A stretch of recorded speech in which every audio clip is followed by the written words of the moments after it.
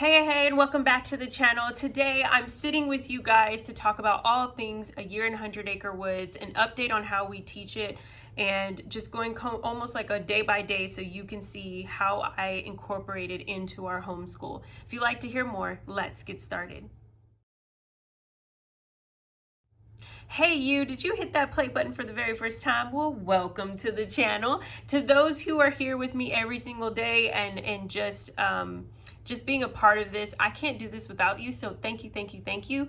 Like I said in the introduction, I wanted to kind of give an update, a refresher on what are we doing, how this curriculum really has taken over and played an integral part in our homeschool. And so first I want to say, if you are new and you're like, what is this? What are you talking about? I just clicked it because it sounded interesting. Year in 100 Acre Woods, A Year of Tales is all under the umbrella of A Year of Learning, created and founded by Lisa, also by a team of wonderful people who create this curriculum that is Charlotte Mason inspired and is given through Livable Books. This one that we are doing is all through the complete adventures of Winnie the Pooh, and I have really enjoyed it. The girls are enjoying it. We did last year the Beatrix Potter Year in Tales, and you can check out all the videos of flip throughs of each curriculum to my thoughts and just sharing all that. I will leave all those videos down in the bottom bar that you can check out after this one. So there's that, and I have all of this section. So we have in this curriculum, it covers character, Bible verses, literature, language arts, science and nature, poetry, art appreciation, handcrafts, and even baking. It's a full-fledged curriculum, y'all. And so we started it in October. It was a little bit later because they took a while to really try to finish this out. And honestly, I believe it is out officially now. You can purchase it. I will put the link in the description below where you can check out both curriculums if it's something you're thinking about doing for the new year or even doing currently. And so yes, really enjoying it with my daughters. And currently, we primarily only do this with my second grader, but in the fall, I will be doing the preschool version with Josephine. So there's that. I have my schedule here from a couple of weeks ago. I wanted to share and just go by a section by section of how I teach it. First, I want to answer some few questions that I have gotten over the course of time on this curriculum. If you are really interested in it, but you are not a spiritual person, or you're not coming from a Christian background, do not feel that you are obligated to do the Bible section of this curriculum. It is just like I'm going to say about everything else.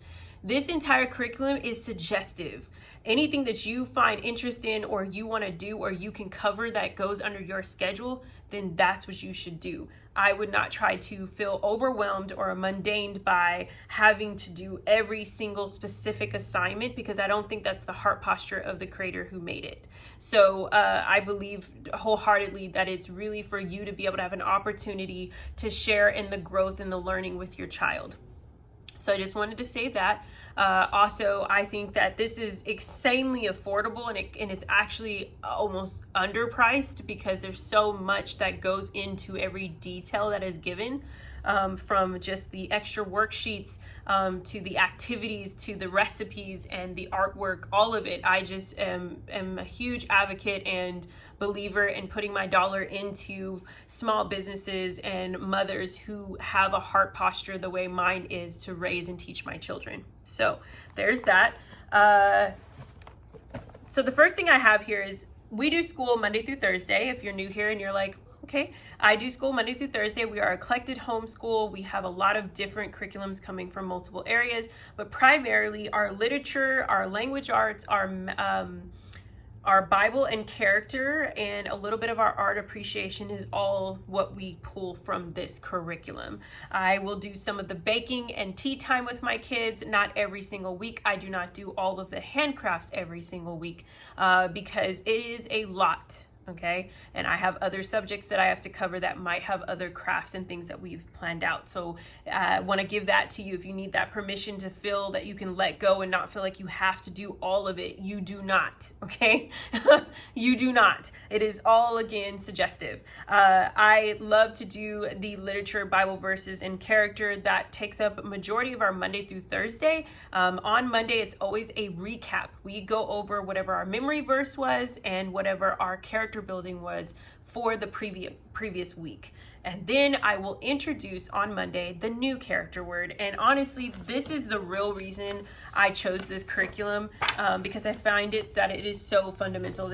I have them all bounded in its own section. This is the character building words one, and I love it because it's one thing that it's our natural responsibility to teach our kids about morals and character, but we can get lost in it and not always have a context to it. And this gives that context. So this one says peacefulness, and it says the character of embracing an absence of anxiety or worry.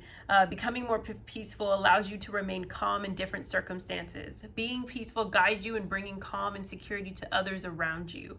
Like, sometimes I even need to hear this. And so I always keep whatever one that we're doing for the week out in where we can see it. And I kid you not, no matter what is going on in that week, for some reason, we need that word right then. We need that character word to bring us back, reel us in. And I love, love, love that. So there's that. What I do also is, so we have our character word. This is Monday. Character word, we talk about it, we've done our recap, and then automatically I love to give my daughter some of her copy work to do while I am either reading the story or if I'm having to be working with my youngest child. So what does that mean? Each week you're given vocabulary words, and I do things a little bit different than the schedule that is written here on the paper, which I want you to know, have the freedom to do that as well. Move things around the way you need it to, and that it makes sense to you, because that might make sense to your child, or you need to find out what works best for your child and flip that, okay? For us, I recognize it's the same as I see a lot of things. If I'm going to read a story to my child and the vocabulary words or there's words in there that she doesn't understand or has no a frame of context of what it's supposed to mean, I like to then, I noticed that was happening kind of in the beginning of the school year, so I flipped it. I have my child do her vocabulary, copy work, and definitions on Monday before I even read the story for the week. Because then when I do that, then she completely understands what's happening. Now, say for instance, like here I have a week right in front of me of hers that's vocabulary words. There is a total of 8 words, and that might be a little too much on a Monday. So what I'll do is I'll have her do the copy work here. As you can see, she did all the copy work for all 8 words. I'll have her write them all down, and then I'll have her only do 4 of the vocabulary words. Okay, so she'll do 4 vocabulary word definitions. Let me specify. There's that. So I'll have her do that, and I always include, and this is a tip to you, to me, that no one's ever told us to do. I just do it for my own child, and it makes sense for me. Is I have her always write the part of speech of this particular word, each word that she's doing. And I think that really changes things when she can understand, like, is this a noun? Is this an adjective? Is this an adverb? And she then, it clicks to her in her brain. And then when we're reading the story, she can understand that, oh, okay, this is an adjective, or this is a noun that is being used in this story. And so there's a lot of that happening, a lot of grammar study there. And it's been great. I really like that part. And she's been enjoying it too. And then, because I'm thinking right now, like even one day, one of her words was mischief, and she kept using it like throughout the day. She's like, ooh, Josephine is being very mischievous today. Just be like, what? So I love that, because there's connection happening, right? So it's really, really, really important for that to happen. And if you can do that, I say do it.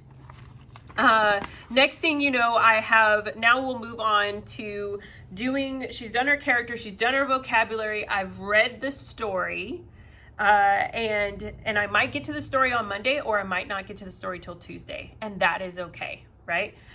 Then we will go ahead and do art appreciation. She always gets a piece of artwork that is whatever they're going to study. I'm just going to show whatever one I have here. So this is week 16.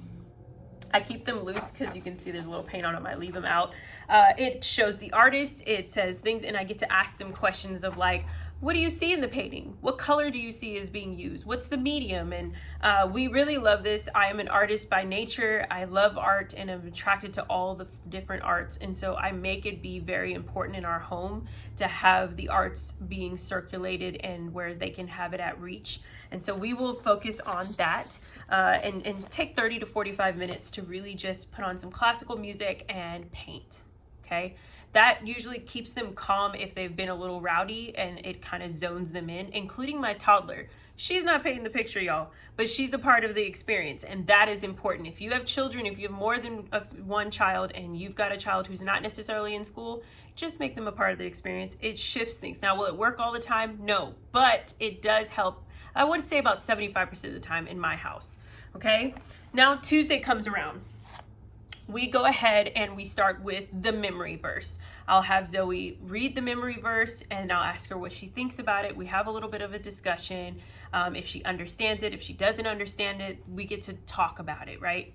Then after that, she does the copy work of that memory verse. And so that way it helps with, I think it's great for retaining. And so like, I'm just gonna show you one I have right here of hers that you can see. So she'll do a memory verse, she'll write the copy work, we'll get that done, we'll bring it back in and tie it in with our character building word, and we'll see how, okay, I can apply this, it's even in God's word, it is part of the fruits of spirit, or whatever it could be that she can connect it, okay? Then I will go ahead and have her bring out her vocabulary words and the definitions. If she needs to finish those up, we finish them up, or I go ahead and have her just read them to me. Read the actual, the vocabulary word and read me the definition of it. She'll do that, we'll get understanding, it works out great.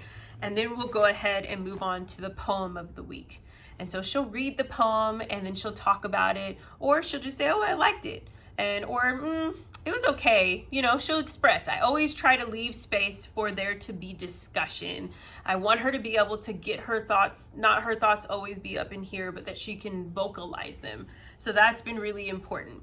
Next thing we have on the schedule or on here is then we love to maybe look at what is the animal that we're hearing about that we're studying. I do science and nature on an entirely different curriculum, but if it is a particular animal, I still allow there to be some room for exploration. So we've done, like, for instance, a hedgehog. And so I will choose always, when it comes to handcrafts, maybe 1 or 2 for the entire curriculum. I do not like to have her overwhelmed with having all these crafts and, you know, or getting too focused on the craft and not understanding the story. And so if we're learning about a hedgehog, for instance, so you see she made a hedgehog, the felt one, and I kind of gave them a background. This also allows me to include my toddler who was not in school yet and is not, that gives her an opportunity to be a part of the experience again. So she'll do this, and then we will open up all of our resource books and whatever animal we want to know as many facts. So we'll look and we'll get our magnifying glass and we just make it an entire thing. And I love that because those facts start to stick in her brain when she's being a part of the experience. And so then on Wednesday, I have, this is where we get to write the poem. If she wants to write the poem, I give her a couple options. She can either write the poem or we'll do story writing. And lately, Zoe has been really enjoying story writing. And with that, we take her vocabulary words that she's learned for the week, and I allow her to write a story. And usually it always follows up on whatever the subject matter is. So we talked about hedgehogs. So she'll do a whole story about hedgehogs using the same vocabulary words. She'll choose maybe 4 or 3, how many she feels that she can do. And we put that in the journal and she has it and she reads that aloud as well. And then we have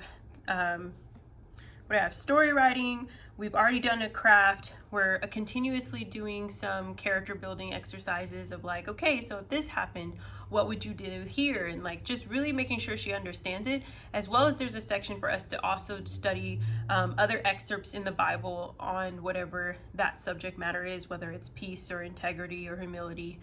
We'll do that. And then there might be little special projects in there. So there'll be a book report, or there'll be some, I love this one, they have biography little sheets that are already spaced out almost like an article, and it allows in the little section to draw the person that they're interviewing. And so we did a really sweet one with my grandmother, her great grandmother, and she truly enjoyed that, getting to learn cool facts and her great grandmother's experience and growing up to life, and what are the things that she achieved and accomplishments and things that she learned. And I love that. So we've been kind of playing around with that, because it actually happens throughout the curriculum. We saw that those are some added sheets that they put in, and I really liked that they added that in there. And then on Thursday, it is just us reviewing everything, having her really tell me, not me so much talking to her and telling her this is what we're doing and this is what's happened. I ask her to now review with me what she's learned for the week. And then we just wrap up certain things, like if she's still working on her story, or if we're taking the poem that she learned for the week and now putting it on the back of her artwork. We have done that a couple of times and then saved it in her nature journal or nature art journal. There's also sections where she can practice hand sketching that animal that she's learned, or writing facts about the animal that she learned. And so, like I said, it is very movable and mobile. We also love doing the tea time. We may do the baking item. So like, I think each month, I used to try to do the baking item every single week. Too much, y'all. I don't eat that much bread or desserts. So what we do now is we'll choose to try to do 1 or 2 for sure. And that has been fun, because then we get to really get excited about going to the store, picking out the supplies, baking. So yeah, that is how we're doing a year in 100 Acre Woods right now. That is the update. Not much has changed, but I hope I gave you some tips and things to work on, and just giving you the freedom to know that you don't have to be designated to any particular thing. We really enjoy it, and I can't wait to do the preschool version with my youngest in the fall. If you have any questions, put them in the comments below, and I just hope that you enjoyed it. Please give it a thumbs up if you did, and until next time, I'll see you guys on the next video. Have a wonderful, wonderful day. I'll talk to you later. Bye.